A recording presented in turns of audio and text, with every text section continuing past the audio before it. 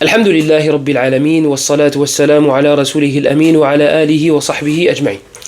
Alors imaginez-vous un virus qui est capable de pénétrer dans vos téléphones et qui va enlever tout l'argent de votre compte ou de vos comptes.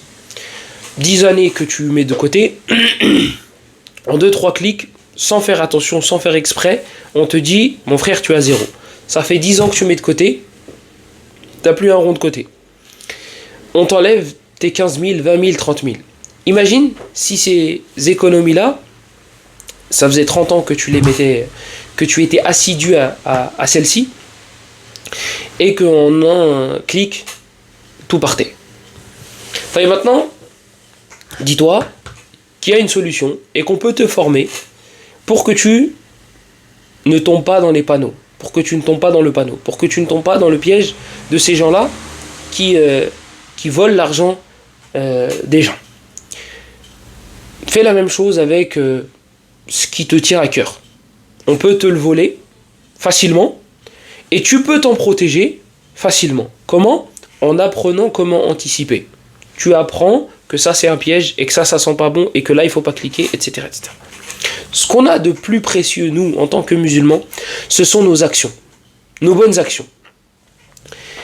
Et le problème, comme dit Ibn al-Qayyim rahimahullah, wa aktharu an-nasi ma 'indahum khabarun min as-sayyi'ati allati tuhbitu al-hasanat. La plupart des gens ne savent pas, ne connaissent pas les actes et les actions qui vont effacer nos bonnes œuvres. Il y a des péchés qui effacent nos hasanat. Il y a des péchés, il y a des choses, lorsqu'on les fait, eh bien ça rend caduques nos œuvres, soit totalement, soit partiellement. Soit ça efface complètement nos hasanat, toutes nos hasanat, soit ça efface une partie de nos hasanat. Dans les deux cas, c'est dangereux et c'est néfaste. Dans les deux cas, c'est plus important que mes biens. Puisque mon compagnon qui sera avec moi tout le temps, eh bien ce sera mes bonnes actions. Donc ça restera toujours avec moi. Ma famille, ils ne pourront pas être enterrés avec moi. Ils ne pourront pas. La personne qui m'aime le plus sur cette terre ne pourra pas rester une nuit avec moi allongée dans la tombe. Une fois que mon âme se sera séparée de mon corps, ça y est, c'est terminé. C'est terminé. Mes biens, mes héritiers vont se battre pour les avoir. Qu'est-ce qui restera avec moi ?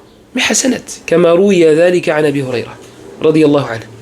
Donc c'est les choses, ce sont les choses les plus nobles, celles qui resteront toujours avec moi et qui me lâcheront jamais. Mes actions, que ce soit mes bonnes actions ou mes mauvaises actions. Alors il faut que je sois assidu, à ce qu'il y en ait plus de bonnes que de mauvaises, et à ne pas effacer le peu de bonnes actions que je fais. Comment ?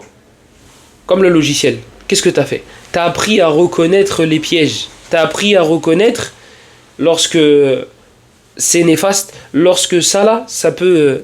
eh bien, c'est la même chose. Il y a des actes. Alhamdulillah, Allah subhanahu wa ta'ala a tout expliqué. Nous a tout bayyin. Et son messager sallallahu alayhi wa sallam nous a tout expliqué. Donc, ils nous ont prévenus. Comme ça, on n'a pas de mauvaise surprise. On n'aura pas de mauvaise surprise yawm al-qiyamah. Donc, ils nous ont dit, faites attention à ça. Ça vous pouvez faire, ça ne faites surtout pas. Et parmi ces actions, Ibn al-Qayyim rahimahullah ta'ala nous dit al-riya, ce qu'on traduit par ostentation. Et plutôt que de traduire, on va expliquer. يقول العلماء الرياء هو إظهار العبد عمله ليراه الناس فيحمدوه عليه. C'est le fait de montrer ses actions. Actions hasanat. Actions hasanat. Là, on ne parle pas de la vie d'ici-bas. On ne parle pas des choses mondaines, des choses mubahat. On ne parle pas des actes autorisés. Je fais de l'ostentation dans le foot. Pour que l'entraîneur me voit, il va me prendre dans son équipe. Ça, c'est pas l'ostentation dont on parle, nous. Donc, c'est montrer une action qui est en rapport avec l'ibadat, donc les adorations, pour que les gens fassent mes éloges. Ah, Ilyes, il prie bien. Ah, Ilyes, il va à la mosquée. Ah, Ilyes, il connaît ça. Ah, Ilyes, il... je cherche cela à travers mon action. Je veux que les gens me voient. Je montre cette action pour que les gens fassent des éloges. C'est ça l'ostentation. Ça, c'est l'ostentation. Et c'est une des causes, c'est une des actions qui rendra caduque l'action en question. L'action en question. Et c'est ça la différence entre le petit, enfin le shirk mineur plutôt, et le shirk majeur. C'est que le shirk mineur va rendre caduque l'action dans laquelle tu as fait du shirk mineur. Contrairement au shirk majeur, qui lui effacera toutes les hasanat. Qu'Allah nous en préserve ainsi que nos proches.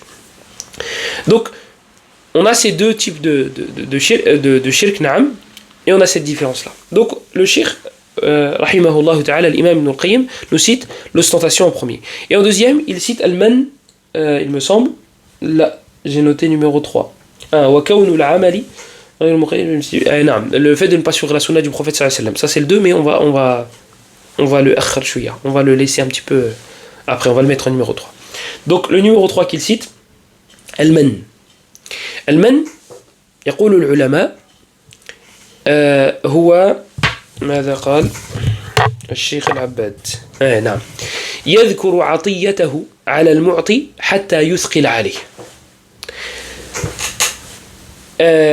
Donc les savants nous disent, c'est le fait d'évoquer la donation jusqu'à ce que ça devienne lourd pour la personne qui a reçu.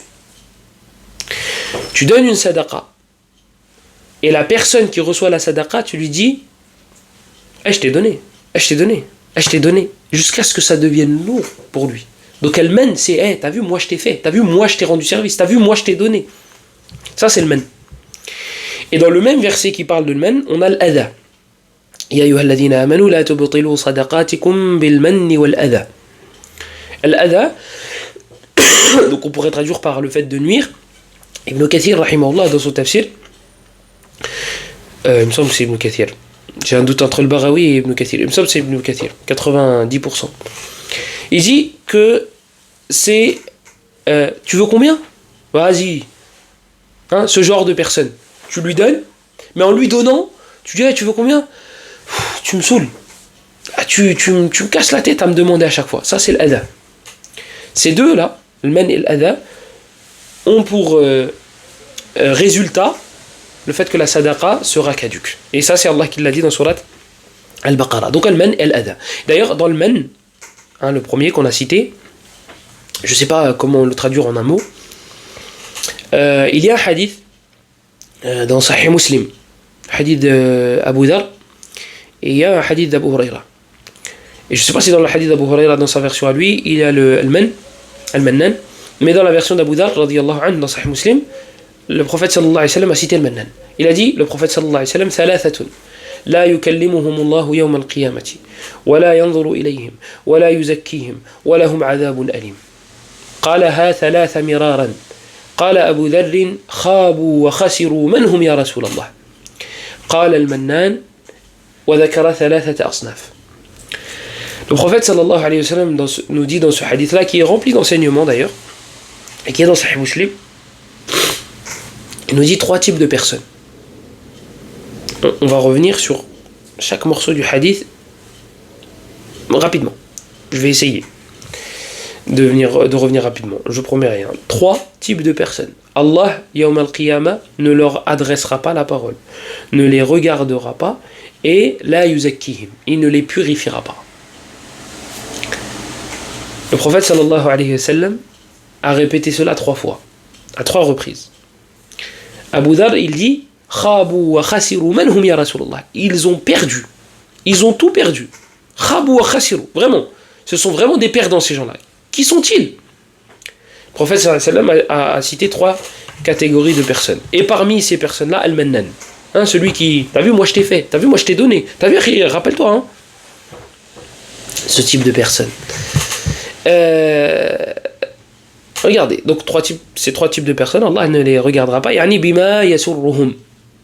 Il ne leur parlera pas, il ne leur adressera pas la parole avec quelque chose de positif. Et il ne les regardera pas de manière positive. C'est ça qui est sous-entendu. Le prophète sallallahu alayhi wa sallam ici nous a enseigné comment attirer l'attention de l'interlocuteur avec trois choses. Avec trois choses. Cheikh Al-Abbad en cite deux dans l'explication de ce hadith-là dans Sahih Muslim. La première chose, c'est que le prophète sallallahu alayhi wa sallam a évoqué le adad, le nombre, ou le chiffre si vous voulez être plus précis. Et ça a deux faïdas, ça a deux avantages. Le premier avantage, c'est dabtul ma'lumat, c'est maîtriser les infos. Pourquoi ? Moi, si je te cite quelque chose, et que je te cite le chiffre juste avant ou le nombre, donc je te dis, il y a 5 choses qu'il ne faut absolument pas faire, contre lesquelles le prophète a mis en garde. Je t'en cite 4. Toi, en tant qu'interlocuteur, tu vas me dire, mon frère, t'as dit 5, t'en as cité 4. Moi, en tant qu'orateur, je vais me rendre compte de l'erreur. Je vais me dire, attends, il y en a 5, il n'y en a pas 4. Alors que si je ne cite pas le chiffre et je ne cite pas le nombre, je vais en citer 4 et je vais me dire, peut-être qu'il n'y en avait que 4. Mais là, j'ai précédé ma parole j'ai introduit ma parole avec 5. Donc je sais qu'il y en a 5. Je le sais très bien. Ça veut dire que j'en ai oublié un. Ça, c'est la première faïda. C'est dabtul ma'lumat. Et la deuxième faïda, c'est at-tarkiz. Ou al-ishtiyaq. C'est que l'interlocuteur, il va être très concentré. Il va se dire, il y en a 3. Ou il y en a, dans l'exemple que j'ai cité, il y en a 5. Je veux les 5. Je veux qu'il m'énumère les 5. Et là, tu vas être concentré et tu vas attendre les... Regardez, la réaction, c'est lesquels ? C'est lesquels ? Ou bien si je les cite et j'en oublie un, il y en a un encore. Tu vois ?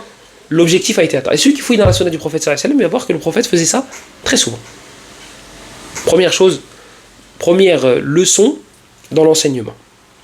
Deuxième, le prophète sallallahu alayhi wa sallam a cité les caractéristiques avant de citer la chose en elle-même. Il a dit 3 types de personnes. Allah ne les regardera pas, ne leur parlera pas et il ne les purifiera pas. Toi tu te dis, oh là là, attends, c'est qui ça ? C'est qui ça ? En fait, il a attiré ton attention. Il t'a pas donné la réponse. Il a décrit. Et ça peut être dans le positif comme dans le négatif. 3 types de personnes entreront au paradis sans jugement, sans ça. Tu te dis, oh là là, c'est qui ça ? Donc ça marche dans le positif comme ça marche dans le négatif. Salban wa ijaban. Et la troisième chose, at-takrar, la répétition. Le prophète, il a répété 3 fois. Il a répété 3 fois cette info. Donc l'introduction, avant de donner la réponse. Il a répété 3 fois. Et ça, pareil, ça attire l'attention. Et la preuve que ça a marché, c'est la réponse d'Abu Dhar. Khabu wa khasiru man hum ya Rasulallah. Ils ont perdu. Ils courent vers leur perdition. C'est qui ya Rasulallah, ces gens-là ? Allah, l'objectif a été atteint. Donc ça, c'est 3 enseignements que je voulais partager avec vous à travers ce hadith-là. Donc, c'était l'histoire du mannan par rapport à celui qui se vante vantardise. Peut-être qu'on pourrait traduire le mannan comme ça, Allahu alam, à voir.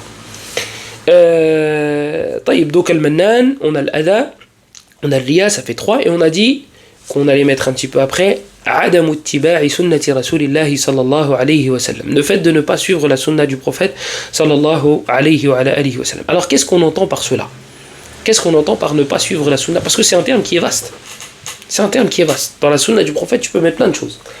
Alors ce qui est voulu, c'est le fait de ne pas adorer Allah subhanahu wa ta'ala comme lui l'a adoré. Ou comme lui nous a dit de l'adorer. Mathalan, je fais 5 unités pour salat al-dhuhr. La salat elle est caduque. Donc ça a annulé mon action. Mathalan, je vais réciter le Coran d'une manière innovée. Je ne vais pas réciter comme le prophète sallallahu alayhi wa sallam récitait. D'accord ? Je ne parle pas d'ahkam al-tajwid, je ne parle pas de ça. L'action va être caduque. Et vous pouvez faire copier-coller sur chaque acte. Et l'imam, rahimahullah, il s'étale un petit peu là-dessus. Enfin, il fait un petit joli paragraphe. Il dit, rahimahullah, qu'est-ce qu'il nous dit ? وَأَكْثَرُ النَّاسِ مَا عِنْدَهُمْ خَبَرٌ مِنَ السَّيِّئَاتِ الَّتِي تُحْبِطُ الْحَسَنَاتِ. Donc c'était l'introduction que je vous ai citée tout à l'heure. Et la plupart des gens ne sont pas au courant, ne savent pas quelles sont les actions qui annulent les hasanat. وقد قال تعالى يا أيها الذين آمنوا لا ترفعوا أصواتكم فوق صوت النبي صلى الله عليه وسلم ولا تجهروا له بالقول كجهر بعضكم لبعض أن تحبط أعمالكم وأنتم لا تشعرون فحذر سبحانه المؤمنين من حبوط أعمالهم بالجهر لرسول الله صلى الله عليه وسلم كما يجهر بعضهم لبعض وليس هذا بردة بل معصية تحبط العمل وصاحبها لا يشعر بها فما الظن بمن قدم على قول الرسول إلى آخر ما ذكر رحمة الله عليه. Il dit, Allah subhanahu wa ta'ala a certes dit dans son livre, ô vous qui avez cru, n'élevez pas vos voix au-dessus de celles du messager d'Allah sallallahu alayhi wa sallam, sinon an tahbata a'malukum, sinon vos actions seront caduques, on effacera vos hasanat. Naam, les mauvaises actions effacent les bonnes actions, bien peuvent effacer les bonnes actions, tout comme les bonnes actions peuvent effacer les mauvaises actions. إن الحسنات يذهبن السيئات ذلك ذكرى للذاكرين. Certes, les hasanat, les bonnes actions effacent les mauvaises. Et dans le hadith de Abu Dharr et Mu'adh ibn Jabal radiyallahu anhuma, le prophète sallallahu alayhi wa sallam aurait dit, je dis aurait dit parce que ce hadith là il me semble qu'il est mursal selon Maymoun ibn Abi Shayba, il me semble, ولكن معناه صحيح. اتق الله حيثما كنت وأتبع السيئة الحسنة تمحها وخالق الناس بخلق حسن. Le prophète sallallahu alayhi wa sallam aurait dit, le hadith est dans l'Arba'in an-Nawawiyya, crains Allah où est-ce que tu te trouves, quel que soit l'endroit où tu es, اتق الله حيثما كنت وأتبع السيئة الحسنة تمحها, et fais suivre la mauvaise action par une bonne car elle l'effacera. Et comporte-toi avec les gens d'une bonne manière, avec un bon comportement. Donc, les hasanat effacent les hasanat effacent les mauvaises actions. Et les mauvaises actions peuvent effacer les bonnes. Et on l'a vu dans le verset précédent dans Surat Al-Baqarah. Là, il nous parle du fait d'élever la voix au-dessus de celle du prophète sallallahu alayhi wa sallam. Certaines personnes pourraient se dire que c'est du vivant du prophète sallallahu alayhi wa sallam et que c'est propre à cette période-là. Al-jawab la. Et la réponse est non, ce n'est pas propre à l'époque du prophète sallallahu alayhi wa sallam. Ibn al-Qayyim, il te donne un truc magnifique. Il te dit qu'une personne qui va élever sa voix au-dessus de celle du prophète sallallahu alayhi wa sallam, donc sa voix avec un X, va effacer ses hasanat. Donc ses hasanat, pas toutes ses hasanat, mais ça va effacer une partie de ses hasanat. Donc ça c'est durant le vivant du prophète sallallahu alayhi wa sallam. Il te dit que dire, donc ça c'est le verset explicite, que dire d'une personne qui met au-dessus de la voix, avec un E maintenant, du prophète sallallahu alayhi wa sallam, une personne qui met une voix au-dessus de celle du prophète sallallahu alayhi wa sallam. Que dire de cette personne-là? Que dire d'une personne qui met une guidée autre que celle du prophète sallallahu alayhi wa sallam au-dessus de celle du prophète, même s'il n'y a pas d'autre guidée? Le chemin il est unique. اهدنا الصراط المستقيم وأن هذا صراطي مستقيما قل هذه سبيلي, toujours au singulier. Même si voilà, il peut y avoir un verset qui peut, on parlera de ça dans un autre majlis incha'Allah, et on citera bi'idhnillah la parole d'Ibn al-Qayyim concernant le verset auquel je viens de faire allusion. Du coup il y a une voix. Il y a une seule voix. Et comme dans le hadith d'Abdullah ibn Mas'ud dans le Musnad de l'imam Ahmad, et il me semble que dans le Sunan, donc celui-là est dans le Musnad, et que dans certains Sunan, il est venu de Jabir ibn Abdullah, il me semble. Le prophète sallallahu alayhi wa sallam, quand il a tracé un trait, il a dit Hada sabilullah. Il a dit voici le chemin d'Allah. Et quand il a parlé des subul, il a dit ça c'est les chemins des diables. Ala kulli ra'sin, ala kulli khatta lana Rasulullah sallallahu alayhi wa sallam khattan. ثم قال هذا سبيل الله ثم خط خطوطا عن يمينه وعن شماله وقال هذه سبل على رأس كل منها شيطان يدعو إليها أو كما قال النبي صلى الله عليه وسلم وتلا الآية وأن هذا صراطي مستقيما. Donc quand il a parlé du chemin d'Allah, il en a tracé un, et quand il a tracé les autres, il a dit voici les subul, les autres chemins des diables.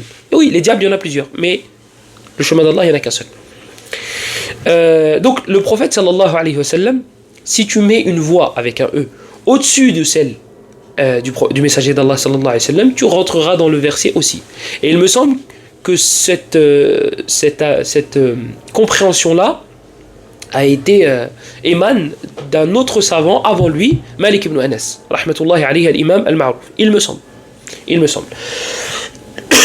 Donc ça c'est la quatrième action qui va effacer les hasanat. Donc nous on a un mizan, nous on a une balance. D'accord? Ni Cheikh Foulan, ni Cheikh Foulan. Cheikh Foulan, on le suit lorsqu'il est en concordance avec le dalil.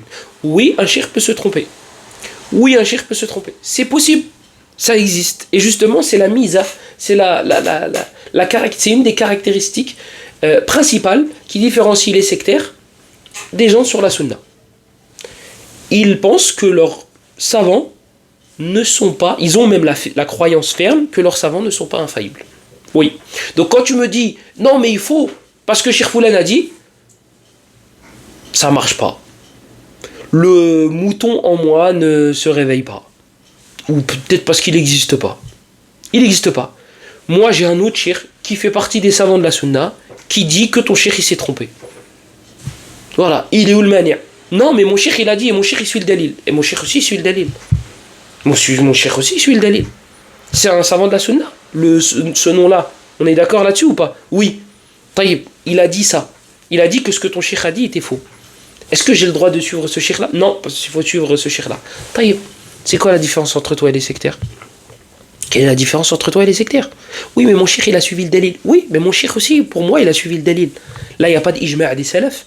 Il n'y a pas d'ijma' des contemporains. Les contemporains divergent, et ces contemporains-là en question, ce sont des savants de la sunna. Je ne parle pas de divergence entre les savants de la sunna et les savants de l'innovation. Là, je parle des savants de la sunna. Ils divergent. N'a pas été précédé, leur divergence n'a pas été précédée d'un ijma'. Des savants, des compagnons, des salafs, Donc ils divergent sur une mas'ala nazila. Ils divergent sur un sujet qui vient d'arriver là. Mathalan, le tabdi' de Foulan. Tel il est innovateur ou pas? Cheikh Foulan, il me dit il n'est pas innovateur. Cheikh Foulan, il me dit il est innovateur. Lui, il argumente, lui, il argumente. Lui, il connaît les arguments de lui, lui, il connaît les arguments de lui.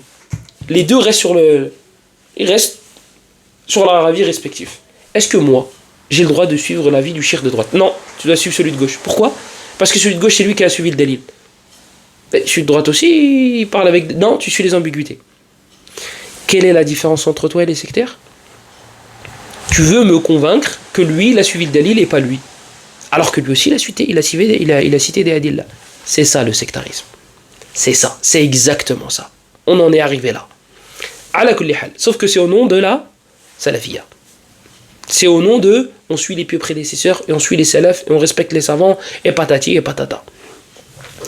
Donc, le suivi du messager d'Allah sallallahu alayhi wa sallam, voilà ce qu'il veut dire. Voilà ce qu'il veut dire. Je ne mets pas une voix au-dessus de celle du prophète sallallahu alayhi wa sallam. Maintenant, on peut diverger sur l'interprétation de la preuve. Donc, il y a une preuve.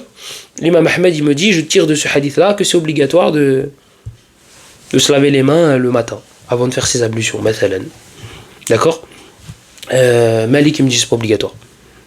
Mais le hadith, il est clair, akhi. Non, le hadith, il n'est pas clair. Arrête avec ça. Arrête avec qu'il est clair. Lui, il l'a compris comme ça. Lui, il l'a compris comme ça. On peut discuter de pourquoi lui aurait raison. Entre étudiants, ils peuvent discuter. Bah, moi, je suis plus convaincu de lui, l'autre, il est plus convaincu de lui. Mais tu peux pas me dire, Malik, il n'a pas suivi de dalil, ou bien l'imam Ahmed, il n'a pas suivi de dalil. C'est pas possible. Maintenant, oui, ça peut arriver. Ça peut arriver pour plusieurs raisons. Il y a une risala de Cheikh al-Islam ibn Taymiyyah, Raf'ul Malam. Il me semble qu'elle a été expliquée par Cheikh Abd Salam, Al-Shuway'ir, hafizahullah. Et il cite pourquoi un savant peut contredire une preuve. Ça peut lui arriver. Peut-être qu'il n'a pas le dalil. Toi, tu as juste à tendre la main et tu as Sahih al-Bukhari, tu as Sahih Muslim, ou là tu appuies sur une application. Mais Abu Hanifa, peut-être qu'il n'avait pas le dalil, akhi. Peut-être que Malik, il n'avait pas ce hadith-là. Peut-être que Shafi'i n'avait... Mohim, c'est possible. C'est possible. Shafi'i disait وَلَا يُحِيطُ بِالْعَرَبِيَّةِ إِلَّا نَبِي. Il dit, il ne peut connaître tous les secrets de la langue arabe qu'un prophète. C'est ça, c'est pour une langue, la langue arabe. Que dire de la sunna du messager d'Allah sallallahu alayhi wa sallam? Plusieurs fois, l'imam Shafi'i disait فَإِنْ صَحَّ الْحَدِيث فَهُوَ مَذْهَبِي. Il disait, si le hadith est authentique dans ce chapitre-là ou dans ce domaine-là, bah c'est mon madhab. C'est mon avis. Je ne sais plus si c'est Nawawi ou un autre, il parle d'un sujet et il dit les Shafi'iyya ne sont pas de cet avis-là. Mais Sahha dalil. Le hadith est authentique. Le dalil est authentique. Donc c'est le madhab de Shafi'i. Même si Shafi'i dit l'inverse, si Shafi'i avait lu ce hadith-là, il l'aurait suivi. Donc c'est le madhab de Shafi'i indirectement. Voilà. Et les ashabu al-madahib, ceux qui suivent les madahib, les écoles, les grands savants, parfois ils ne sont pas d'accord avec leur shuyukh du madhab. Parce que pour eux, de leur point de vue à eux, le dalil ne va pas en faveur de leur shuyukh. Donc ça existe un alim qui ne va pas sur un dalil. Et ala ra'sihim, à leur tête, les compagnons du messager d'Allah, sallallahu alayhi wa sallam. Il y a des hadiths que Omar ne connaissait pas. Mathalan al-isti'dhan. Il me semble que c'était Abu Moussa al-Ash'ari. Quand il a toqué 3 fois, il est venu demander la permission 3 fois. Et qu'au bout de 3 fois, il est parti. Parce qu'Omar ne lui a pas répondu. Omar, quand il est sorti, il a dit pourquoi t'es parti? Il a dit parce que le messager d'Allah, il a dit qu'il fallait demander 3 fois, et sinon on partait. Omar, il ne connaissait pas ce hadith-là. Et d'autres hadiths que Omar ne connaissait pas. Ça va plus loin. Des fois, sigar al-sahaba يحفظون أحاديث عن رسول الله صلى الله عليه وسلم التي لا يحفظها أو قد لا يحفظها كبار الصحابة. أحيانا بعض الصحابة الكبار قد يخفون عليهم بعض الأحاديث التي حفظها الكبار صغار الصحابة. Parfois, il y a des grands compagnons qui ne connaissent pas des hadiths que connaissent des petits compagnons, petits en âge. Abu Bakr et Omar, quand Omar a décidé de combattre ceux qui faisaient la différence entre la salat et la zakat et ila akhirihi, Omar il a cité un hadith. Dans le hadith qu'il a cité, il n'a pas cité la zakat. Abdullah ibn Omar, il avait le hadith. Abdullah ibn Omar, il avait le hadith. Ala kulli hal. Pour ceux qui savent de quoi je veux parler, tant mieux. Donc, le fait de suivre le messager d'Allah sallallahu alayhi wa sallam. Et on a dit c'était al-mizan, la balance. Et ça, cette expression-là, on peut la trouver dans la parole de Sufyan ibn Uyayna, rahimahullah, Abu Muhammad, un des professeurs de l'imam Ahmed ibn Hanbal, rahmatullahi alayhim jami'an. Il disait إن رسول الله صلى الله عليه وسلم هو الميزان الأكبر فعليه تعرض الأشياء على خلقه وسيرته وهديه فما وافقها فهو الحق وما خالفها فهو الباطل. Il disait le messager d'Allah c'est la balance, c'est la grande balance. Et c'est sur cette balance-là qu'on va peser nos œuvres. C'est sur ça qu'on va voir si notre action peut être faite ou non, si elle est légiférée ou non. On va regarder la biographie du prophète, les actes, les faits et gestes du prophète, sallallahu alayhi wa sallam. Est-ce que c'est en concordance avec ou non nos actions? Si oui, tant mieux. Sinon, alors elle sera mardouda. Cette action-là sera rejetée. Comme le prophète l'a dit explicitement dans le hadith de Aïcha, radiyallahu anha, dans le Bukhari Muslim, man ahdatha fi amrina hadha ma laysa minhu, fahuwa rad. Et dans la hadith fi sahihayn, dans la version muslim, man amila amalan laysa alayhi amruna fahuwa rad. Donc quiconque invente une adoration qui ne fait pas partie de notre religion, alors elle sera rejetée. Rejetée, et elle sera caduque. Est-ce qu'il y a quelque chose d'autre? Il cite, il me semble, l'Asr. Juste après, il cite Salat al-Asr, le hadith dans le Bukhari, selon Burayda, radiyallahu anhu. Le prophète sallallahu alayhi wa sallam nous dit Man taraka salat al-asri faqad habita amaluh. Quiconque délaisse la prière de l'asr, eh bien, aura certes rendu caduque ses actions. Donc ça, c'est une des actions qui rend caduque les hasanat. Maintenant, est-ce que c'est toutes les hasanat? Est-ce que c'est une partie des hasanat? Mais l'imam Ahmed, rahmatullahi alayhi, il a un madhab, il a un avis. Il a une façon de voir les choses. Il disait Ahadith al-Wa'id, les textes qui parlent des menaces, laissez-les comme ça. Laissez-les de manière apparente. Parce ça fait peur. Celui qui délaisse Salat al-Asr volontairement et aura certes rendu caduque ses actions. Ça fait peur comme ça. Ouais, mais c'est les petites ou c'est toutes les hasanat. Laisse avec ce hadith comme ça. Comme celui Man taraka al-ahdu alladhi baynana wa baynahu salah faman tarakaha faqad kafar. Le pacte, l'ahd, la différence qu'il y a entre nous et eux, les mouchriquines, c'est la prière. Celui qui la délaisse aura certes mécru. C'est la petite ou c'est la grande mécréance? Laisse le hadith comme ça. Laisse-le. Comme ça, les gens, quand ils entendent mécréant, se disent oh, billah. Voilà. Et là, ce hadith-là, le hadith de Bourayda dans Sahih al-Bukhari,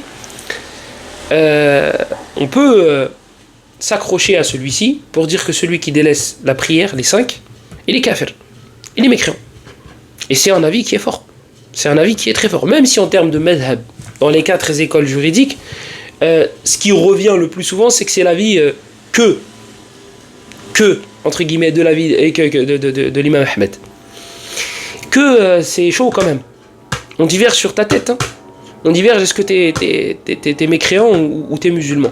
Certaines personnes se braquent quand on parle de cette manière-là. J'ai déjà eu des retours de ouais, mais t'as vu, ça attire pas, etc., etc. Qu'est-ce que tu veux que je te dise? On ira tous au paradis? Hein? Tu veux que des textes qui vont dans ton sens ou des textes qui te prennent par la main en douceur? Il y a le wa'd et il y a le wa'id. Il y a la manière douce, mais il y a aussi la manière forte qui doit être utilisée. On a les menaces et on a les récompenses. Si je te dis oui, si tu fais la salade c'est bien, et je te cite les textes comme quoi c'est bien, c'est tout, j'aurais délaissé une partie des textes. Et encore pire, quand tu es comme ça sur internet, tu dois t'adapter à tout type de profil. Donc oui, on va citer les répercussions positives, mais on va citer aussi les répercussions négatives du fait de délaisser la salade. Parce qu'il y en a, tu peux leur parler que comme ça. Moi je sais, j'ai des personnes qui me disent « Parle-moi des menaces ». Moi ça me parle pas les récompenses. Si, c'est bien, mais voilà, j'ai besoin d'un truc qui me fasse peur. Et moi je sais parce que moi aussi je suis comme ça. Moi j'ai besoin d'un truc qui me fasse peur. Plus que la récompense, etc., etc. Et d'ailleurs, c'est un avis chez les savants, encore une fois, sur l'histoire de qu'est-ce qu'on met en avant, al-raja ou bien le khawf, la crainte ou l'espérance. Qu'est-ce qu'on met le plus en avant? Donc il y a plusieurs avis, et parmi les avis qui reviennent, c'est que quand tu es jeune et en bonne santé, mieux vaut mettre la crainte un petit peu plus en avant et l'espérance un petit peu derrière. On délaisse aucun des deux, mais on met un peu plus la crainte en avant, parce que on a une shahwa qui est élevée en général, on a une capacité à désobéir, contrairement à la personne qui est âgée, qui s'est rapprochée de la mort et qui a moins de shahwa et qui a moins les capacités du coup de désobéir à Allah. Elle, cette personne-là, elle mettra l'espérance en avant et la crainte un peu plus en arrière. Ça c'est un des avis. Taïb, qu'est-ce que je disais? Salat al-Asr. Donc celui qui délaisse Salat al-Asr, ses actions seront caduques. Et l'imam rahmatullahi alayhi a cité quelques actions. Et سنكتفي بهذا لكن سنكتفي بهذا إن شاء الله تبارك وتعالى.